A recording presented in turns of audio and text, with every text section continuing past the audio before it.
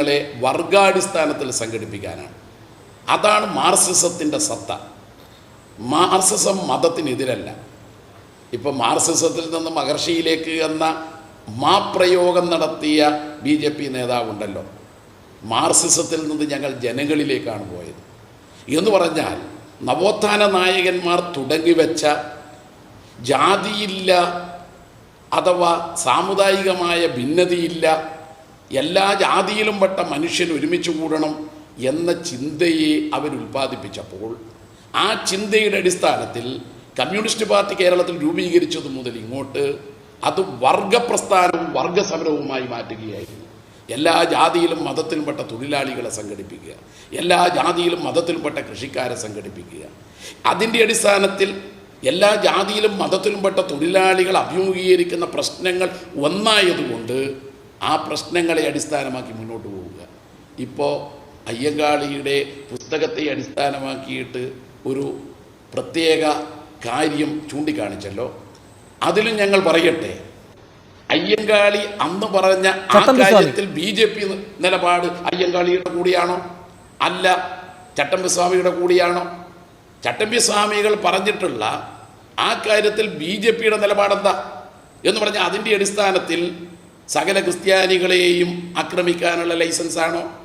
എല്ലാ മുസ്ലിങ്ങളെയും തല്ലാനുള്ള ലൈസൻസാണോ? എല്ലാ ദളിതരെയും ആക്രമിക്കാനുള്ള ലൈസൻസാണോ? ഇതേ ചട്ടമ്പിസ്വാമി ഗുരുകുലത്തിൻ്റെ ചുമതല ഏൽപ്പിക്കപ്പെട്ടപ്പോൾ അവിടെ ചെയ്ത നല്ല കാര്യമുണ്ട്.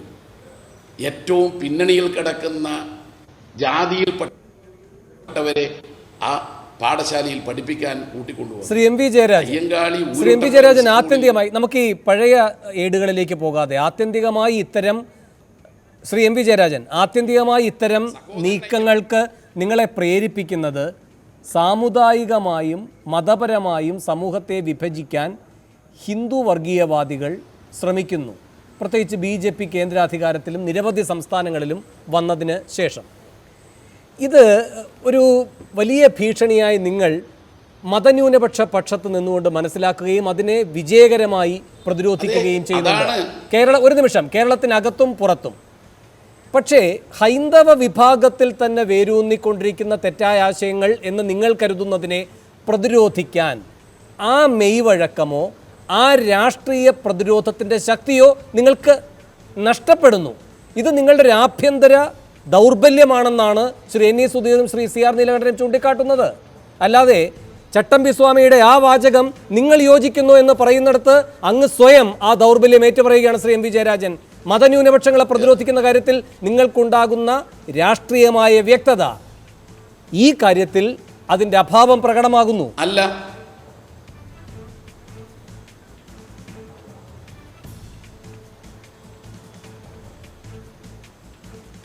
എല്ലാ ജാതിയിലും മതത്തിലും പെട്ട ജനങ്ങളെയാണ് ഞങ്ങൾ സംഘടിപ്പിക്കുന്നത്. RSSും ISും അപകടമാണ്. നിങ്ങൾ ഒരു ഭാഗം മാത്രമേ പറഞ്ഞിട്ടുള്ളൂ. ആഗസ്റ്റ് 15-ന് സംഘടിപ്പിച്ച പരിപാടി ഇതേ ക്യാമ്പയിനാണ്. RSSൻ്റെയും ISൻ്റെയും ഭീഷണിക്കെതിരായി, അപകടത്തിനെതിരായി ജനങ്ങളെ അണിനിരത്തുകയായിരുന്നു. ജനുവരി 30 ഗാന്ധി രക്തസാക്ഷി ദിനം ആചരിക്കുകയാണ്. ഗാന്ധിജിയെക്കുറിച്ച് നിങ്ങൾ ചോദിക്കുന്നു, അദ്ദേഹം കോൺഗ്രസ് അല്ലേ? ആണ്. പക്ഷെ വർഗീയവാദികൾ നാഥുറാം വിനായക ഗോഡ്സെ എന്ന് പറയുന്ന RSSൻ്റെ പരിശീലകൻ ഗാന്ധിജിയെ വെടിവെച്ച് കൊന്നു. ആ സംഭവത്തിൽ തികഞ്ഞ മതവിശ്വാസിയായ ഗാന്ധിജി വർഗീയതക്കെതിരായ നിലപാട് സ്വീകരിക്കുന്ന ആ പ്രശ്നത്തെയാണ് സമൂഹത്തിലെത്തിക്കുന്നത്. അതുകൊണ്ട് വർഗീയത അത് RSSൻ്റെ ഭാഗത്തു നിന്നായാലും തീവ്രവാദം അത് ISൻ്റെ ഭാഗത്ത് നിന്നായാലും നാട്ടിൽ ആപത്താണ് എന്ന ശരിയുടെ പക്ഷത്ത് ഇടതുപക്ഷം നിലയുറപ്പിക്കുമ്പോൾ ഇതുപോലെയുള്ള സംവാദങ്ങളിൽ മറ്റൊന്നും കുറ്റപ്പെടുത്താൻ ഇല്ലാതിരിക്കുമ്പോൾ ഇത്തരം കുറ്റപ്പെടുത്തലുകൾ മാത്രമേ ഉണ്ടാവുകയുള്ളൂ.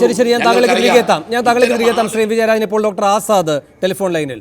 ഡോക്ടർ ആസാദ്, ഇവിടെ CPM കഴിഞ്ഞ തവണത്തേക്കാൾ കുറെ കൂടി പക്വതയോടുകൂടി ഈ വിഷയത്തെ സമീപിച്ചു എന്ന വിലയിരുത്തൽ താങ്കൾക്കുണ്ടോ? കാരണം നമുക്ക് ജാതിയില്ല എന്നതിൻ്റെ 100ാം വാർഷികമാണ്. ആ ഗുരുവിളംബരം എന്ന നിലയിൽ അത് വലിയ തോതിൽ സംഘടിപ്പിക്കുകയാണ്. കണ്ണൂരുള്ള ഏതാനും നേതാക്കന്മാർ ഈ അമ്പാടിമുക്ക് ഹാങ് ഓവറിൽ എന്തെങ്കിലും ചെയ്തത് സംസ്ഥാന വ്യാപകമായി നടത്താൻ മറ്റ് ജില്ലകളിലെ CPM നേതാക്കന്മാർ അന്ന് തന്നെ എതിർപ്പ് പ്രകടിപ്പിച്ചിരുന്നു, അത് ഏറ്റെടുക്കില്ല എന്നും പറഞ്ഞിരുന്നു. ഇപ്പോൾ അങ്ങനെയല്ല. വിപുലമായ തോതിലുള്ളൊരു വർഗീയ വിരുദ്ധ ക്യാമ്പയിൻ്റെ സ്വഭാവം അത് ആർജിച്ചിരിക്കുന്നു. ആ നിലയിൽ ഇന്നു മുതൽ തുടങ്ങുന്ന ഈ വിപുലമായ വർഗീയ വിരുദ്ധ ക്യാമ്പയിനോട് അങ്ങ് യോജിക്കുന്നുണ്ടോ? ഒന്ന്. രണ്ട്, ഇത്തരം ഉത്സവങ്ങൾ ഇനി വളരെ സജീവമായി ഏറ്റെടുക്കുമെന്നാണ് CPM പറയുന്നത്. അതിൻ്റെ കാരണമായി അവർ വിലയിരുത്തുന്നത് BJP വളരുന്നത് ജനങ്ങളുടെ വിശ്വാസത്തെ കൂടി കൂട്ടുപിടിച്ചുകൊണ്ടാണ്. അതുകൊണ്ട് വിശ്വാസികളെ ഒപ്പം നിർത്തേണ്ടതുണ്ട്. അത് ഈ വിഘടിപ്പിക്കുന്ന രാഷ്ട്രീയത്തെ നേരിടാനുള്ളൊരു വഴിയാണ്. അതിനെത്തേണ്ടി വരുന്നത് ക്ഷേത്രാങ്കണത്തിലാണെങ്കിൽ, ഉത്സവവേദികളിലാണെങ്കിൽ അവിടെയും എത്തും. ശരിയായ നിലപാടാണോ ഇത്, ഡോക്ടർ ആസാദ്? അല്ല, ഇവിടെ ഒരു പ്രശ്നം എന്താണെന്നറിയോ? വർഗീയത അല്ലെങ്കിൽ വർഗീയ കലാപങ്ങൾ ഇന്ത്യയിൽ വളരെ മുമ്പേ ഉണ്ട്. വളരെ ശക്തമായിട്ടുണ്ടായ ഒരു കാലം ഉണ്ടായിരുന്നു. പക്ഷെ വർഗീയ കലാപം ശക്തിപ്പെട്ട ഒരു കാലത്തും കമ്മ്യൂണിസ്റ്റ് പ്രസ്ഥാനങ്ങൾ ചെയ്തിരുന്നത് അതിനപ്പുറമുള്ള വർഗ പ്രശ്നങ്ങൾ ഉയർത്തി ജനങ്ങളെ സംഘടിപ്പിക്കുകയായിരുന്നു. സത്യത്തിൽ ഏതെങ്കിലും ഒരു മത പ്രശ്നമോ മതവിചാരമോ മുൻനിർത്തിയുള്ള അത്തരം ജാതി സമുദായത്തിനോ മതസമുദായത്തിന്റെയോ അകത്തെ പ്രശ്നങ്ങൾ, അതുമായി ബന്ധപ്പെട്ട കാര്യങ്ങൾ പറയാനല്ല, മതേതരമായ വർഗ സമരത്തിന്റെ പ്രശ്നങ്ങൾ ഉന്നയിച്ച് ജനങ്ങളെ സംഘടിപ്പിക്കുന്ന ഒരു കാലമായിരുന്നു. ഇന്നിപ്പോ BJP ശക്തിപ്പെടുന്നു എന്ന് പറയുന്ന അതേ ആളുകൾ തിരിച്ചറിയേണ്ട കാര്യം, BJP അല്ല, ദളിതർ, ഒരുപക്ഷെ ദളിത് കീഴാള സമൂഹങ്ങൾ ഇന്ന് ഇന്ത്യയിൽ അതിശക്തമായി മുന്നേറിക്കൊണ്ടിരിക്കുക. അവരുന്നയിക്കുന്നത് പശുവല്ല, പശുവിനെ നിങ്ങൾ എടുത്തോ, ഞങ്ങൾക്ക് ജീവിതം മണ്ണ് വേണം. അതായത് വർഗസമരത്തിന്റെ അടിസ്ഥാന മൂല്യങ്ങൾ ഉയർത്തിപ്പിടിക്കുന്ന പുതിയൊരു സമരം, പ്രതിരോധ നിര ഇന്ത്യയിൽ ശക്തിപ്പെടുകയാണ്. അത് ശക്തിപ്പെടുമ്പോൾ യഥാർത്ഥത്തിൽ വർഗസമരത്തിലെ ജനകീയ പ്രശ്നങ്ങളിലേക്ക്, പ്രശ്നങ്ങളുടെ സൂക്ഷ്മങ്ങളിലേക്ക് വരാനും അതിനൊപ്പം ജനങ്ങളെ സംഘടിപ്പിക്കുകയും ചെയ്യുക എന്നുള്ളതാണ് ഒരു സെക്കുലർ മൂവ്മെന്റ് ചെയ്യേണ്ടത്. അങ്ങനെ സെക്കുലർ മൂവ്മെന്റ് അല്ലാതെ എല്ലാ ജാതിമതങ്ങളെയും തൃപ്തിപ്പെടുത്താനോ അവരെ സംബന്ധിച്ച് വിചാരണ നടത്താനോ ഉള്ള അവസരമായിട്ടല്ല ഈ ഘട്ടത്തെ ഉപയോഗിക്കേണ്ടത്. അങ്ങനെ ഉപയോഗിക്കേണ്ടി വരുന്നത് സ്വന്തം അജണ്ട നഷ്ടപ്പെടുന്നതുകൊണ്ടാണ്. സ്വന്തം രാഷ്ട്രീയ അടിത്തറ തന്നെ ചോർന്നു പോകുമ്പോഴാണ് ഒരു രാഷ്ട്രീയ പ്രസ്ഥാനത്തിന് ഇത്തരം പല കാര്യങ്ങളിലേക്ക് മനസ്സിൽ ചെതറിപ്പോകുന്നൊരവസ്ഥ വരുന്നത്. സത്യത്തിൽ ദളിത് എന്താണ് ഇന്ത്യൻ രാഷ്ട്രീയത്തിൽ വരുന്ന പുതിയ മാറ്റം? അത് വർഗീയ ഫാസിസ്റ്റുകളെ ശക്തിപ്പെടുക മാത്രമല്ല, അല്ലെങ്കിൽ ന്യൂനപക്ഷ വർഗീയതയോ അവരുടെ ഭീകരവാദമോ ശക്തിപ്പെടുവോ എന്നുള്ളതല്ല. അതിനപ്പുറത്തേക്ക് കടന്ന് അടിസ്ഥാന കീഴാള സമൂഹങ്ങളിൽ ഒരു വലിയ മുന്നേറ്റം ഉണ്ടാവുന്നു, സമരപഥങ്ങളിൽ വലിയൊരു മുന്നേറ്റം.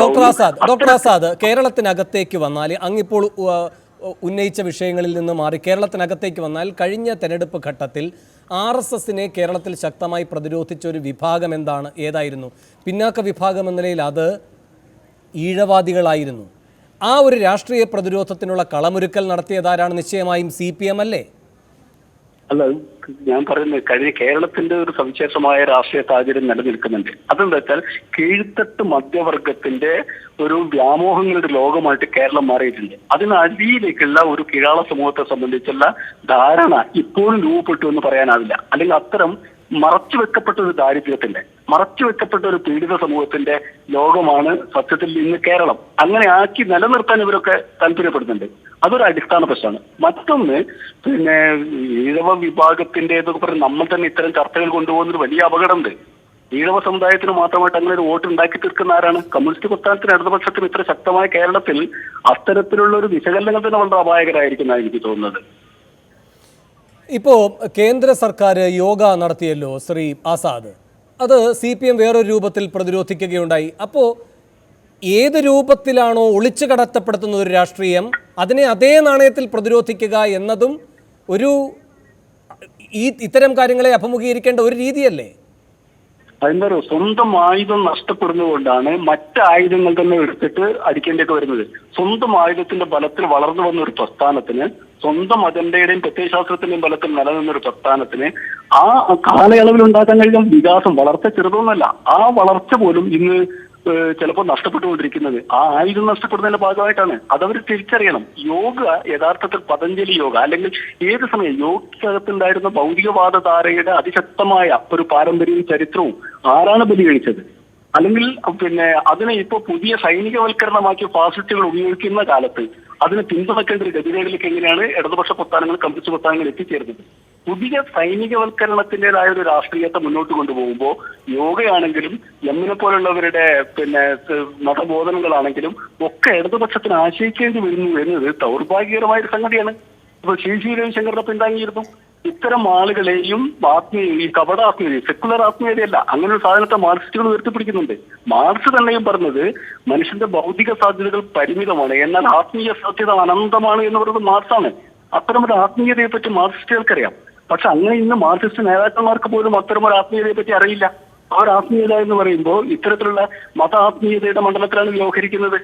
ഈ ഒരു വിചിത്രമായ കാലം ഉണ്ടാക്കിയെടുത്തത്, ഇടതുപക്ഷം ഉണ്ടാക്കിയത് അവരെ സ്വന്തം മണ്ണ് നഷ്ടപ്പെടുത്തിക്കൊണ്ടാണ്.